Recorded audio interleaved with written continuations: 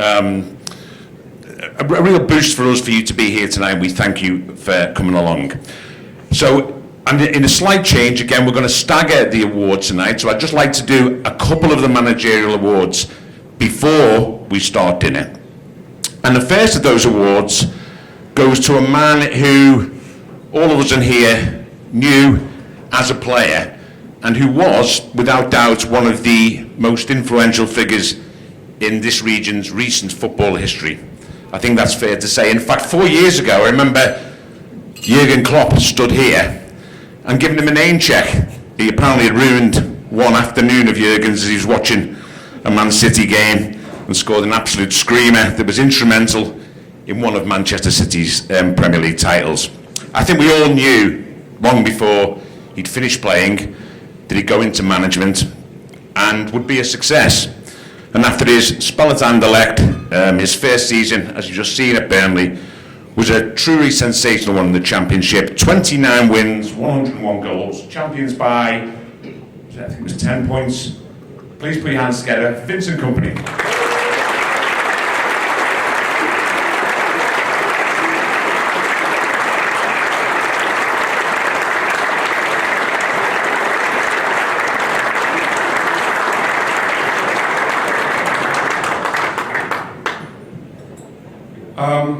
Yeah, thank you very much. I mean, for me, just a few words of thanks. Obviously, the new season is well underway, but you know, I guess it's never a bad moment to remember the good things you've achieved in life as well. I probably don't do it enough anyway, so I'll take a moment again just to thank the people that were involved with us last season, not just the players, but also the staff and everyone involved behind the club.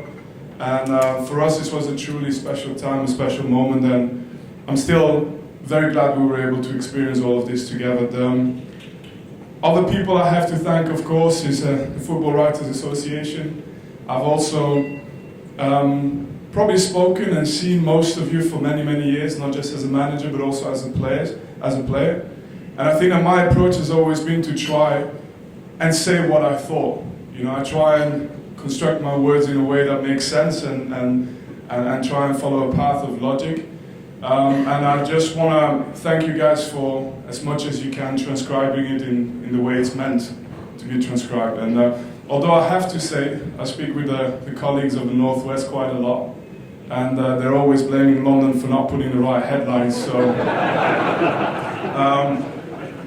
but that's maybe the only thing I'd say, as opposed to the past and the future. I still think that there's much more for us to share, and if you could keep the guys in London every now and then in check so that we can be open and can explain the real nature of our job, that always helps. But nothing but thanks from my side, and I'm really privileged to be here with you tonight. Thank you very much.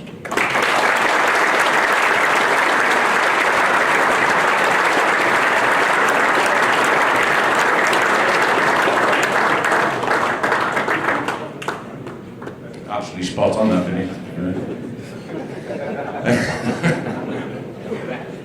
Do you remember when we all used to say that in our business that, I think it was a book, that managing England was the impossible job?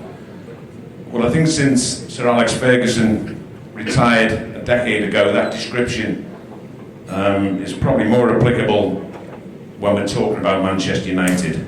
Such are the expectations and the demands that go with managing what is arguably, I know it might not go down too well in some quarters, arguably the world's biggest club, and what remains, without doubt, an iconic institution. So to come into such a club and such an institution, and to come in for your first season and win the Carabao Cup, reach the FA Cup final, and secure Champions League football by finishing third in the Premier League, takes some doing. Ladies and gentlemen, our next award is for Erik ten Hag.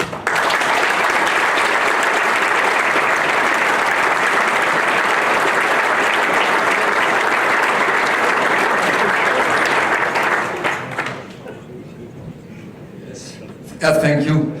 Yeah, in football it's all about winning trophies, and just heard it's very difficult after what Sir Alex achieved with Manchester United to do it well with Manchester United. And yeah, that is a challenge I would not go out of the way. So from the first moment I had that contact, I wanted to do the job. And yeah, last year was fantastic. Difficult start, but finally it became a great season and was a great success when we won the Carabao Cup. And we were very proud of it.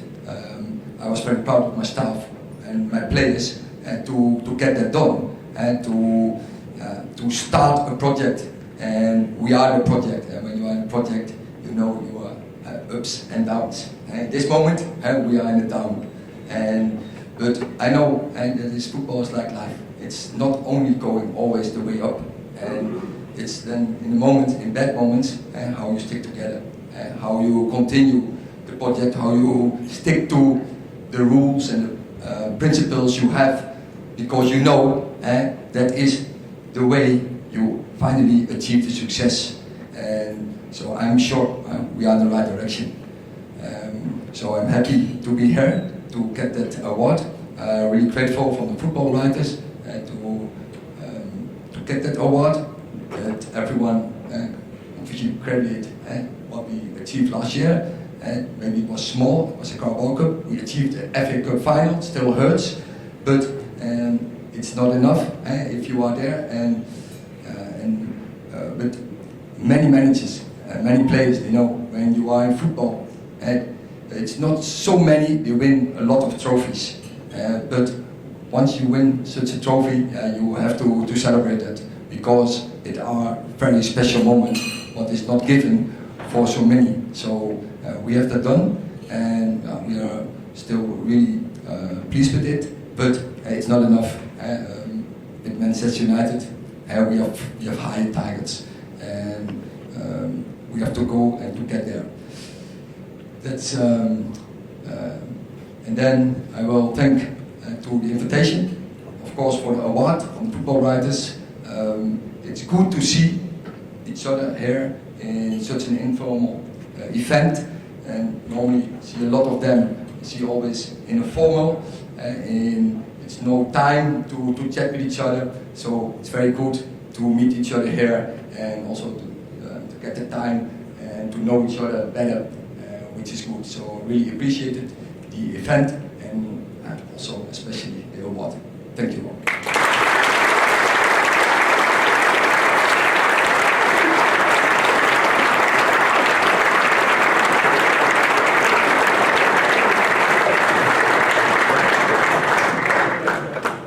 Once again, I'd like to thank everyone for coming tonight. It's been a great night so far, and I'm sure it'll continue that way. And I'd like to thank a couple of people, the National Football Writers Association for their support in this event, and for the family of sponsors that Ian's already referenced: William Hill, FedEx, Express, Football Manager, Fast Data and Sky Sports. I'd also like to thank, in particular, again, Ian has mentioned him, but Steve Bates, Paul Hetherington, Richard Bott and Martin Blackburn, our committee up here in the north, and the amount of work these lads have put in to organise this event has been tremendous. And I'd like to thank, if you just give them a round of applause please, that'd be much appreciated.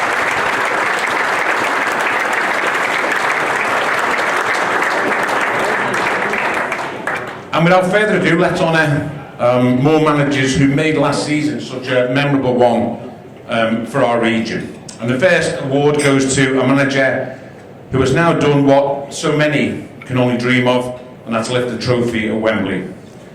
As many in here will testify, the standard and the competition in non-league football, in fact it's probably, I always find that term a little bit probably inappropriate. Non-league, it's certainly not, there's nothing non-league about it, but it's probably as high and as fierce as it's ever been. So to get even to the final of the FA Trophy is some achievement. But for FC Halifax to go on and win it, beating Gateshead by the odd goal, was some feat. I mean, the league season didn't start well, but they recovered. But to finish on such a high at Wembley represented certainly one of the high points, if not the highest point, in the club's history. And now his aim will be to get the club into the EFL. As I said, the competition is so fierce that'll be tough. But they are currently in a playoff spot the last time I looked today. And for that fantastic run to the EFL trophy and for winning it, please welcome Chris Millington.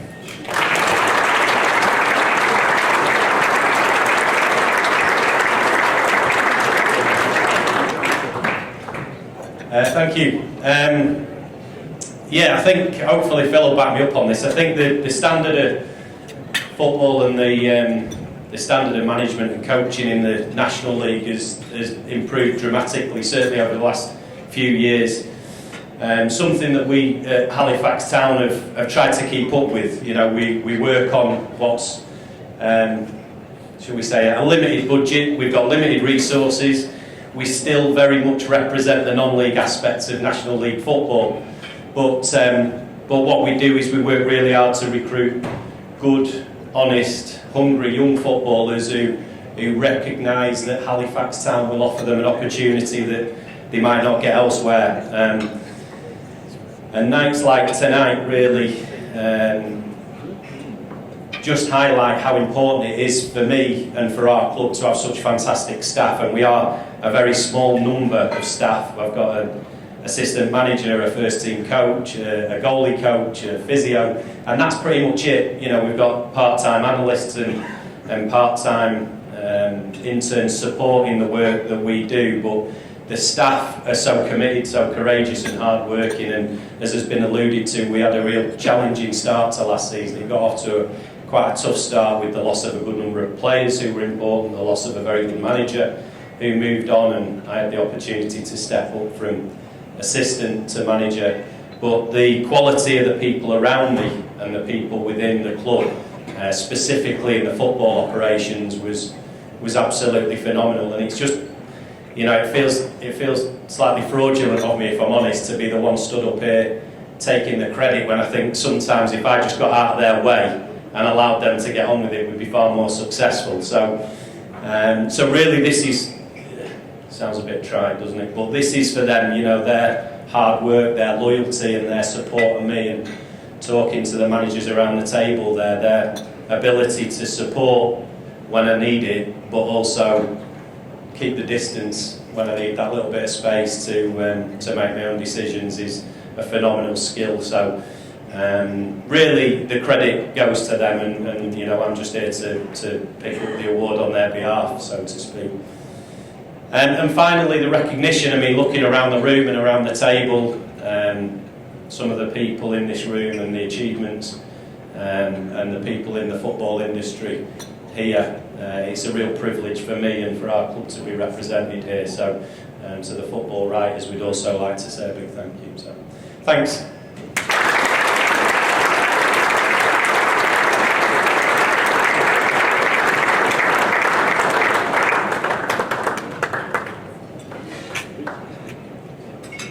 I think Wembley being a happy hunting ground for teams from the north is going to be quite a common theme. It was certainly the case when our next recipient took his Carlisle United side there for the League Two playoffs and beat Stockport County on penalties to earn their place in League One. What made that achievement, I think, all the more remarkable was that when this manager returned to a club that he had guided to back-to-back promotions in the mid-2000s, I think he was player manager then, when he returned this time they were facing relegation from the EFL. Not only did he keep them up, but he took them to that promotion in the very next season. He can't be here tonight, but I think a round of applause in order for our next recipient, Paul Simpson.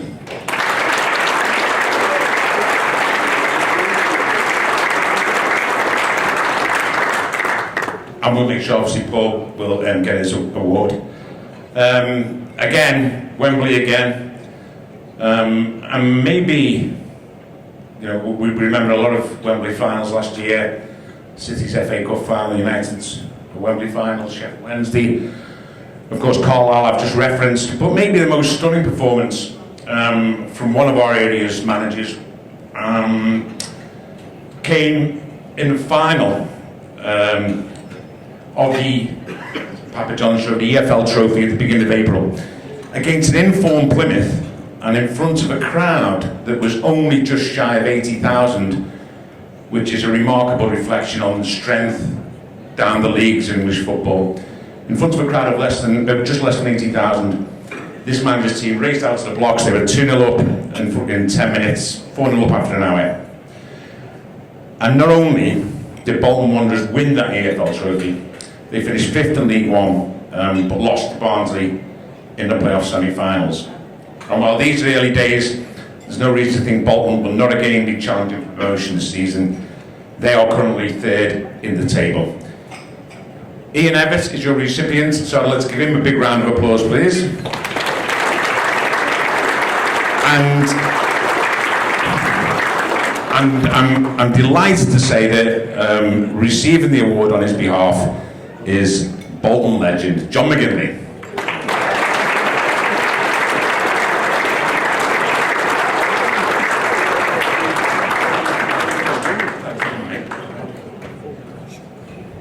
Hi, good evening everybody. Ian sends his apologies, couldn't be here tonight. He was really looking forward to it, but something came up last minute and he wasn't able to make it. But you know, as a football club, we've had some really tough times over the recent few years, and to get to a final last year at Wembley was something that I think was way without our reach. So I think Ian and his staff did a tremendous job, obviously getting to Wembley, but I think when you saw the performance at Wembley, you recognise the fact that Bolton Wanderers Football Club are back. And we nearly went out of business 3 or 4 years ago, and with the help of the supporters, help of the town, and obviously Ian and his staff, I never been associated with the football club. It's we've got ourselves back on track. So hopefully this year we're in the promotion mix. Hopefully we can get promotion this year. And that would really be the icing on the cake, and I promise you, Ian will be here next year to pick up an award. So thanks to the football writers, thanks to everybody in the room tonight. There's some great people in here tonight, and on behalf of everybody at Bolton Wanderers, thank you.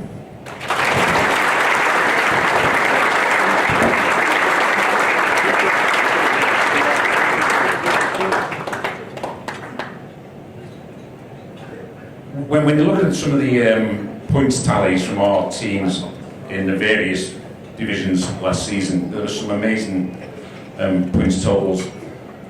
I think one of our recipients' teams had 96 points and didn't go up automatically. But when you're talking about points totals, how about 111? That's 111 points in the National League, earning their team their place back in the EFL. But of course, as Ian's alluded to, that's only half the story at Wrexham. Where this manager not only has high profile, demanding owners, demanding supporters to satisfy, he has to make sure there's a great script for a global TV audience to follow. And he's done just that. And he's done that not by changing because he might feel he needs to do something different for Hollywood owners, some flash. He's done it by sticking to the principles and the philosophies that have long made him, and I think most people who know him would agree with this, one of the most respected managers in the game, certainly over the last 20 years. Ladies and gentlemen, Phil Parkinson.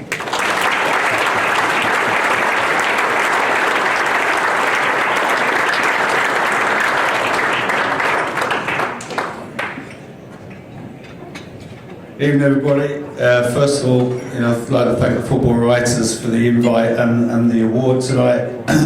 And already it's been such a great night. Speak to so many great people in football. I feel as just sat at the table tonight, I've learned so much, and I don't think you can ever stop learning in football. I've just had the privilege of having a chat with Dennis Stewart. I've never met before. 10 to 15 minutes with Dennis, just amazing. And if you don't come to nights like this, you don't get those experiences, and it's been great so far. First of all, Chris mentioned about the National League. I'm so glad to be out of it, let me tell you, because it's a tough league, and the reason the National League's so tough is obviously only one team goes up, but also some of the places you've got to go to. Our first season, going to Dover away, Kings Lynn away, all those tough games you've got to navigate. But also as well, there's teams like Maidenhead who are part-time, and you go to those places and you think, well, Wrexham should beat Maidenhead who are part-time. But what people don't understand is Maidenhead attract the best quality of players who want to stay part-time. So they've got some really, really good players. So there's loads of challenges in the National League. Really enjoyed the challenge, but like I say, great to be promoted out of it. And every promotion or title or cup you win as a manager is hard. It's really, really, really tough. It's tight dividing lines all the time, and you need really good people alongside you. And with the glitz and the glamour of the Hollywood owners, that's great. But Rob and Ryan are really genuine people. Honestly, they've been so supportive to me and Steve Parker, and I'm sure Steve will back me up on that. Not only financially, if we need to get a player in, but also moral support every time they come over, or we've had a bad result. We got beat 5-0 at Stockport a few months ago. The first text they got was Rob McElhenney, Phil, we're right behind you, we're right with you. And that means as much as being supported financially. Equally, no manager can ever be successful without a great staff behind them. And Steve Parker, who's with us tonight, assistant manager, we've worked together a long time, has been outstanding support for me in the last 10 years. Steve was here, I can't remember, but last year we've had a great journey together at Wrexham, and Steve, Dave Jones, Aidan Davison, all the medical staff have been outstanding, and no manager should ever kid themselves that you are so good that you're going to go in and you're going to be successful without a really, really good support team. You need good people, you need good family with you. And my daughter's here tonight over there, Abby, she's working here tonight. But you need a good family with you, but a good support team is so important. And finally, I'd just like to congratulate Notts County as well, because I think ourselves and Notts County put the National League on the map last year with an extraordinary title challenge, and we fought tooth and nail against each other. We really did, and great credit to Luke and his team as well, and we were delighted when they finally got promotion as well. But thank you very much for the award, appreciate it, thank you.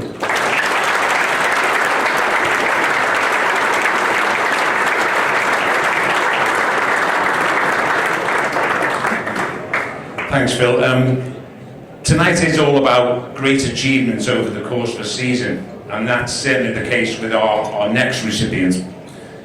But this inspirational leader also gave us one of the most remarkable single game achievements of last season, when his team came back to reach the League One playoff final after being beaten 4-0 by Peterborough in the first leg of the semi-final.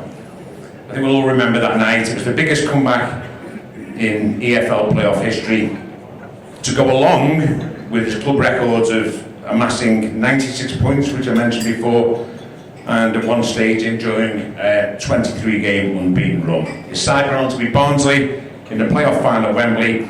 He's now in charge of Huddersfield Town, but for his remarkable promotion with Sheffield Wednesday, we'd like to honour Darren Moore.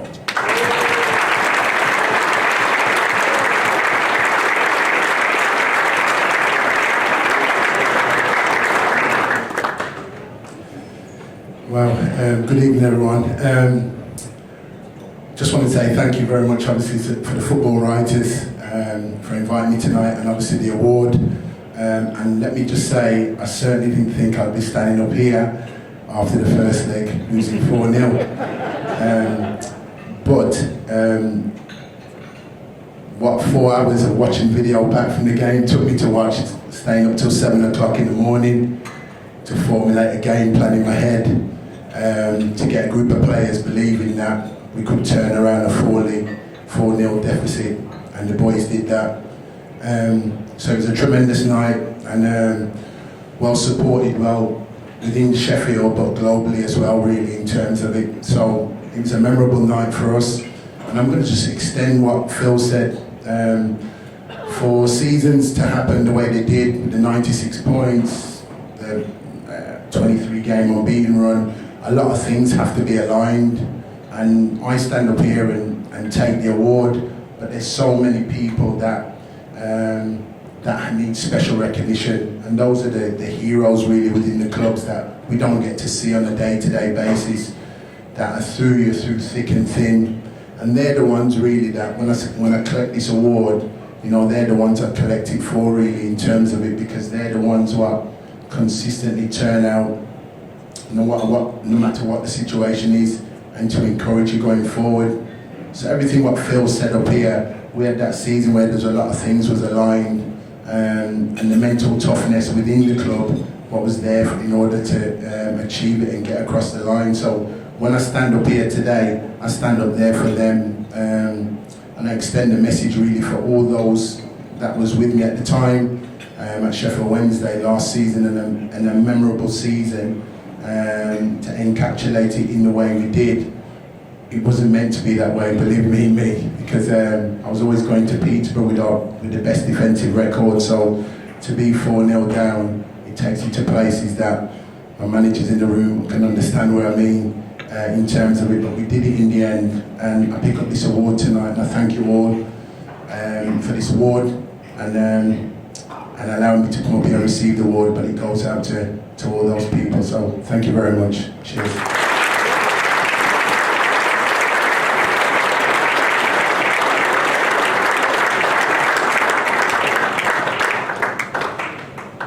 Thank you, Darren. The other day I was listening to one of the many debates, the Phil Radio Airtime, a debate over the position of a Premier League manager. And amid some predictable stuff, one caller, a die-hard fan of this club, he really struck a chord with me with what he said. He came on and he said that it was no exaggeration to say that this manager's achievements last season basically saved his club from an inevitable slide down the leagues, from probable administration, and who knows what else. And that caller was absolutely spot on. There was not a better achievement in any division than in this manager taking Sheffield United to the Premier League by collecting 90 points in the Championship. Ladies and gentlemen, Paul Heckingbottom.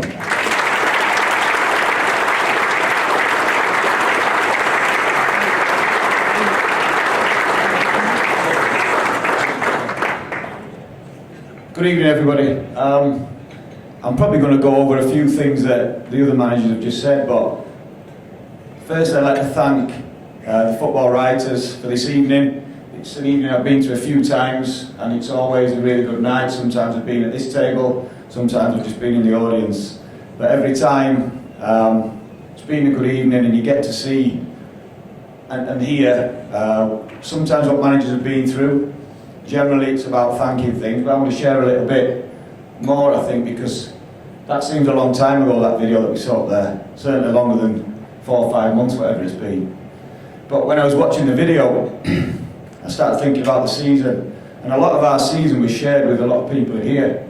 So we were chasing Vinny's team down Burnley throughout the season, and on nights like this we get to have a different conversation, because believe you me, every time we saw each other last year, I was trying to get one over on him, he was trying to get one over on me, whether it was in a conversation, whether it was in a press conference, whether it was in a handshake, anything. So yeah, nights like this we get to relax a little bit and share a little bit more and talk about a little bit more of the role and the job that we do. We also had a cup run where we shared 2 unbelievable games with Phil and Steve. One down at Wrexham and one at Bramall Lane, and anyone who watched the games will know how good they were and what a good advert they were, not only for the FA Cup, but for non-league football, like the guys have been talking about. And then we later on met Pep in the semi-final and couldn't do anything to stop his treble winning season, so remarkable season there. And then we shared a city with Moro, constant, you know, he was getting on, and he'd say the same about us. Lots of ribbing, probably made a lot of fans really happy throughout that season, which is what it's all about. Although he ruined my family holiday when he knocked my other team out in the final. It was a penalty, it wasn't a sending off, you know that. but I'm over that, you can tell. Yeah, so our season was dramatic on and off the pitch. We shared it with so many people. That's probably the story and the bits I remember tonight. So I thought I was doing a Q&A till then, I said I was up here chatting about the season. And then finally, just to really reiterate what the guys have said about the other people that you work with, it's no coincidence that my 3 staff now who work really close with me are all been managers. And that's with the intention of helping me out. So they know what I'm going through, they know what the job is, they know how to help me. And yeah, because the job's too big, it's too important, and certainly the line that really struck a chord with me was what Phil said when he said, you can't kid yourself thinking you're the man, you're the person who's getting the job done. You're not. You're one of a few. But probably the best bit about the job is the fact that it's your decision at the end. It is your decision, and that's the bit that we like. So really, I'd like to end by saying well done to everyone who's come to awards tonight.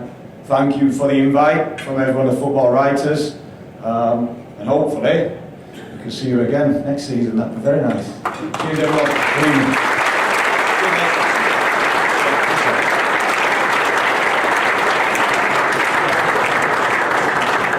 Thank you, Paul.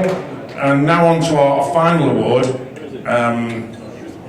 I think when this manager arrived in this country and on our patch back in 2016, we probably thought, or we probably hoped, we might get to cover his football, his brand of football, for 3 years, hopefully maybe 4. It's now been well over 7 years, and I'm sure all members of the FWA would agree it's been a privilege to write about his teams for so long. And even after 7 years, I think we're still constantly having to come up with new superlatives about the way he operates, about the way his team perform, and the way they evolve, and the way he's changed, the way he plays, always one step ahead. And that evolution produced, of course, last season's remarkable achievements, where Manchester City won, well, the 3 trophies closest to me, ahead of winning that one at the far post, joining Manchester United as the only English club to record this historic treble feat. Ladies and gentlemen, our final award winner, he can't be here tonight, but he will be on the big screen, is Pep Guardiola. Ladies and gentlemen, good evening. Here Pep, for all the people from Northern Football Writing Awards. Thank you so much. You know exactly the reason why we won it again, because we won a lot. So hopefully next season we can be there again. It will be a good sign. But especially through the years, you can remember these awards for one team that play really good, and you make you happy watching us playing football. This is a sport that we love so much. Enjoy the evening, and hopefully next season, if just in case we were able to win and we are able to play good football and you board us again, be attending this fantastic evening. All the best.